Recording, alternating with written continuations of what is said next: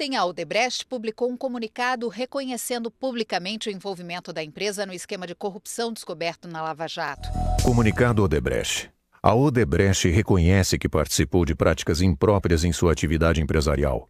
Não importa se cedemos a pressões externas ou se há vícios a serem eliminados no relacionamento entre empresas privadas e o setor público.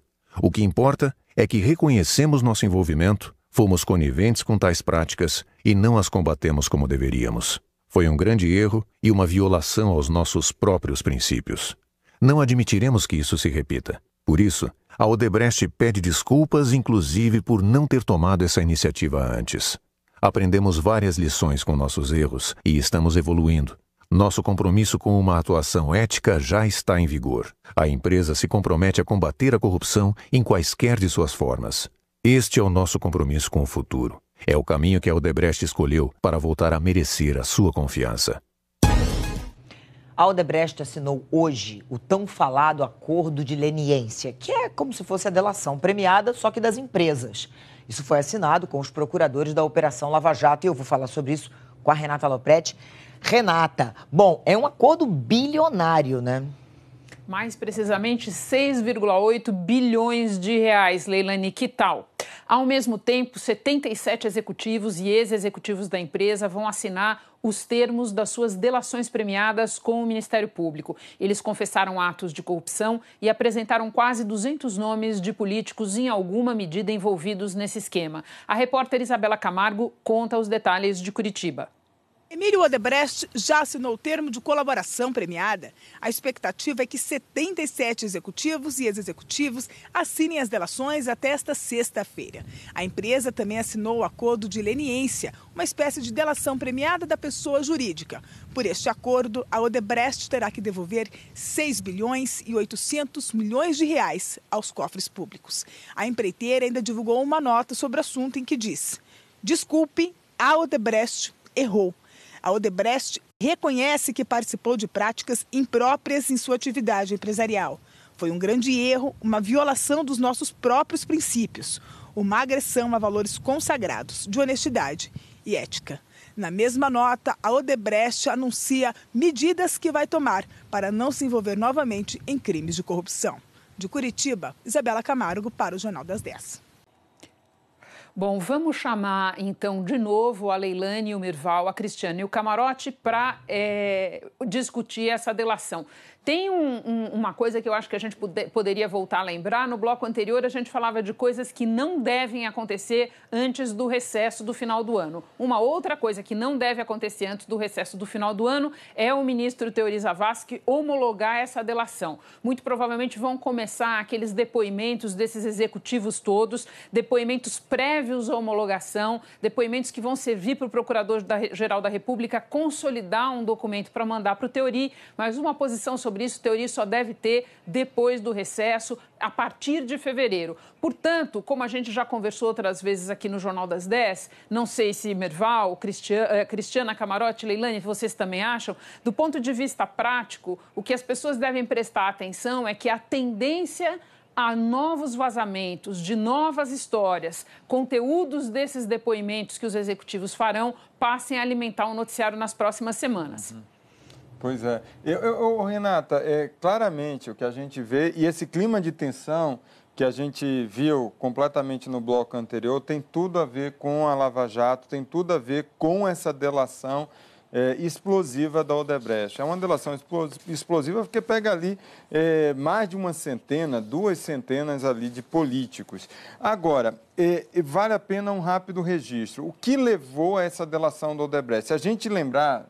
Eu estava lembrando agosto, setembro do ano passado, conversando com integrantes da defesa, eles negavam claramente a possibilidade de uma delação. Eu falava que o caminho seria delação e eles negavam de forma enfática. Eu acho que ali, as negativas de habeas corpus para o Marcelo Odebrecht, aquela decisão do Supremo que determina que a partir da segunda instância, qualquer condenado ele responde não mais em liberdade, sim preso. E eu acrescentaria também, lembra da Maria Lúcia Tavares, aquela que foi presa e que acabou falando sobre todo esse esquema e aquelas planilhas? isso daí também contribuiu muito. Isso quer dizer que vai demorar bastante, porque são 77 delatores. Se cada um citar 10 pessoas, o que é uma marca muito baixa até, vão ser 770, 800, quase 1.000 pessoas citadas que terão de ser ouvidas. Eu falo 1.000 porque o Marcelo Odebrecht me disseram que ele citou muito mais que 10 pessoas. Então, 1.000 pessoas no Brasil inteiro, eu fico calculando a quantidade de filhotes que essa Operação Lava Jato vai gerar daqui em diante por todo o país, enfim, em todos os partidos, em todos os nichos, pelos próximos 2, 3 anos até. Porque só a Lava Jato tem 2 anos e 9 meses. Essa nota que foi divulgada vai ser publicada amanhã nos principais jornais do país.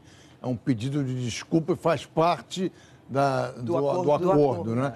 E eles falam em valores, foram contra os próprios valores da empresa. Eu me lembro que eu conversei com o próprio Emílio Odebrecht, que fez a delação premiada, que participou, com o próprio Marcelo antes dele ser preso, e todos falavam isso, que os valores da Odebrecht não permitiam a delação premiada, que os valores da Odebrecht não admitiam esse tipo de coisa, e a realidade acabou se impondo, e, na verdade, os valores da Odebrecht deveriam ter sido utilizados antes Você lembra que o Marcelo falava que não era contra ser dedo duro? Ele usa essa expressão, dedo duro, numa CPI, numa audiência da CPI.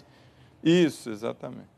Merval, os valores dos quais a gente está falando agora são esses 6,7 bilhões de reais. Você falou nessa nota que vai sair nos jornais amanhã e que tem um trecho que me chamou muito a atenção, em que eles dizem o seguinte: com a capacidade de gestão e entrega da Odebrecht, não precisávamos ter cometido esses desvios. Eu gostei desse verbo precisávamos, que eu queria entender porque escolheram esse verbo. Mas essa nota me chamou a atenção, não só porque ela faz parte do acordo, mas eu acho que tem uma coisa aí para as pessoas prestarem atenção para o futuro não imediato, mas também não muito distante. Eu tive conversando com pessoas do mercado e tem muita gente dizendo que, dada a situação de boa parte das grandes empreiteiras, não demora muito nesse governo, no próximo governo, em algum momento vai acabar sendo discutido um tipo de socorro para as empreiteiras, do tipo do socorro que foi feito para os bancos durante o governo Fernando Henrique.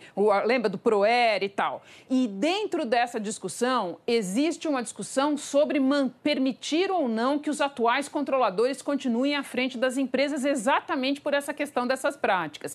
Então, vai ter muita gente aí fazendo esse tipo de rede que está expresso nessa nota que vai ser publicada amanhã. E essa frase, o uso desse verbo não precisávamos, vai criar uma série de problemas, porque a base da defesa dessas empreiteiras todas é que eles precisavam fazer isso, porque senão perderiam todos os contratos, o governo estava pressionando, que eles não tinham outra saída e tal. É uma prática, não é agora o Aldebrecht está admitindo que não precisava fazer o que fez, aí eu não sei como é que vai ficar. Ô, gente, só antes da gente encerrar, porque eu sei que o tempo da gente está acabando, eu estou só pensando o seguinte: nós, jornalistas, temos comentado muito sobre a intensidade desse ano de 2016. Mas vem aí 2017 no mesmo ritmo, porque tudo isso vai passar para 2017. Não decreta 2016 encerrado, porque não tem condição ainda de fazer isso. Vamos nos preparar, enfim, que vem chumbo grosso em 2017.